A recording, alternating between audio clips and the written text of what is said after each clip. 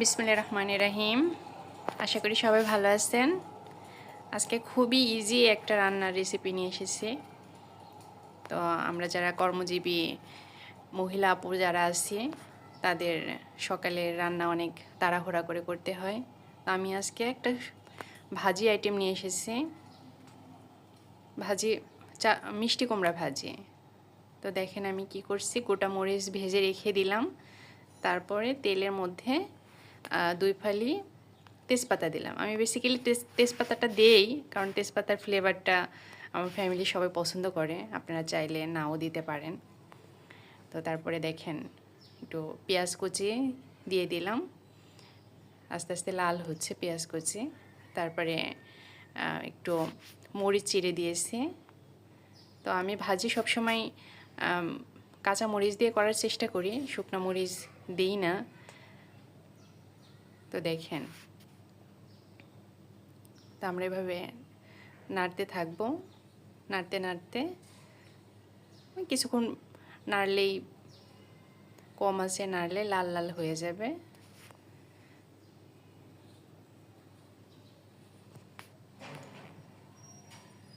দেখেন এভাবে নাড়তে থাকবেন, নাড়তে নাড়তে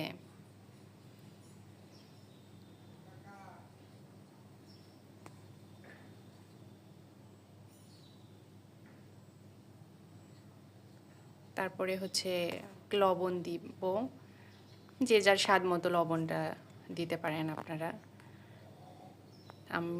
আমার বাসায় লবণ, তারপরে একটু হলুদের গুঁড়া দিলাম। তো হলুদ হচ্ছে আমার বাসায় ভাঙানো হলুদ, তো এই জন্য কালারটা একটু অন্যরকম হতে পারে। তারপরে দিলাম ধনিয়া গুঁড়া। সবই আসলে মশলা আমার বাসায় ভাঙানো আর কি।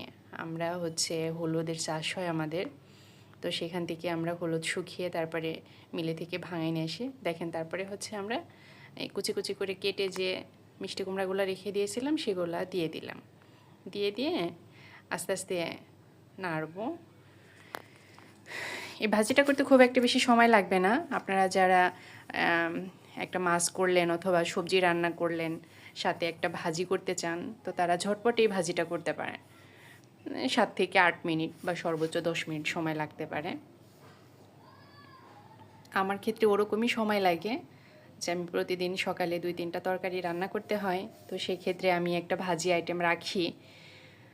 তো আজকে আসলে আমি মিষ্টি কুমড়াটাই বেছে নিয়েছি ভাজি করার জন্য, কারণ মিষ্টি কুমড়া ভাজিটা আমার ফ্যামিলিতে মোটামুটি সবাই ভালোই পছন্দ করে। তারপর দেখেন আমি আস্ত রসুন দিয়েছি কয়েকটা।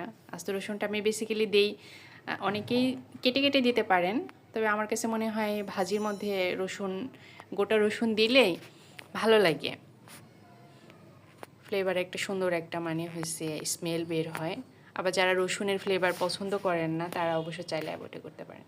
দেখেন আমি এখন ঢাকনা দিয়ে ঢেকে দিলাম, ঢেকে দিয়ে পরে আবার কিছুক্ষণ পরেই হচ্ছে একটু নেড়ে দিব। আমি অল্প একটু পানি দিয়ে দিই, কারণ যেহেতু আমার রান্নাঘরে দাঁড়ায় থেকে রান্না করার সময়টা হয় না, সেক্ষেত্রে আমি অল্প একটু পানি দিয়ে ঢাকনা দিয়ে আমি যাই ঘরের কাজ করতে। যেহেতু আমার খুব কম সময়ের মধ্যে রান্না কমপ্লিট করে আবার অফিসের জন্য রেডি হতে হয়, তো সেক্ষেত্রে অল্প একটু পানি অ্যাড করে দিলে নিচে লেগে যাবে না, এটা হচ্ছে সুবিধা। এই জন্য আমি অল্প একটু পানি অ্যাড করি। আপনারা যারা ধৈর্য নিয়ে অনেকক্ষণ রান্নাঘরে থাকতে পারেন তাদের অবশ্য পানি অ্যাড না করলেও চলবে, তারা বারবার নেড়ে দিলেও রান্না করতে পারবেন। দেখেন এই যে ঢাকনা দিয়ে আমি পুরা ঘর ঝাড়ু দিয়ে এসে আবার হচ্ছে খুলে দিলাম, খুলে দেখলাম প্রায় হয়েই আসছে। 4 থেকে 5 মিনিট মতো, সর্বোচ্চ 6 মিনিট মতো হয়েছে হয়তো। তারপর দেখেন প্রায় সুন্দর একটা কালারও চলে আসছে, হয়েও গেছে, প্রায় হয়ে গেছে। দেখেন আমি ভালো করে নিয়ে নিচ্ছি, কারণ নেড়ে না দিলে লেগে যাবে আর কি, ফ্রাই প্যানে আস্তে আস্তে লেগে যায়। তো লেগে গেলে এটা মানে মিষ্টি কুমড়াটা ভেঙে ভেঙে যায়, এই জন্য হচ্ছে একটু বারবার নেড়ে দিলে কি হয় যে ভাঙে না, তাহলে দেখতেও সুন্দর লাগে আর একটু ঝরঝরেও হয় ভাজিটা।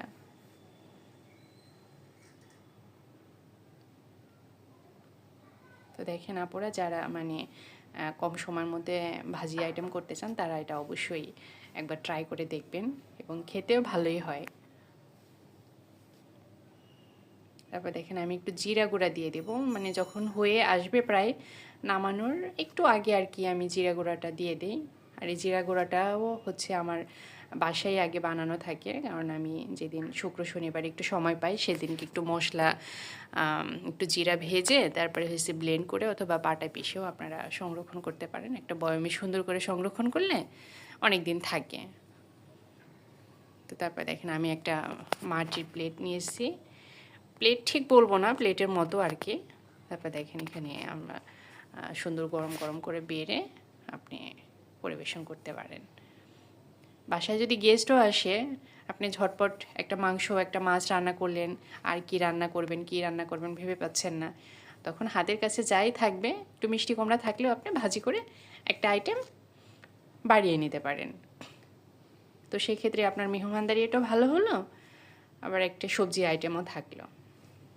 দেখেন আমি প্রথমে যে শুকনো মরিচ ভেজে রাখছিলাম, তো শুকনো মরিচটা একটু দিয়ে দিলাম। অনেকেই ভাজির সাথে শুকনো মরিচটা খেতে পছন্দ করে, যেমন আমরা পছন্দ করি। বেসিক্যালি কুষ্টিয়া অঞ্চলের মানুষ যারা আছে তারা ভাজির সাথে মোটামুটি শুকনো মরিচটা আমরা খেতে পছন্দ করি। তো দেখেন কত অল্প সময়ের মধ্যে হয়ে গেল। তো আপু যারা মানে খুব কম সময়ের মধ্যে চান তারা এটা অবশ্যই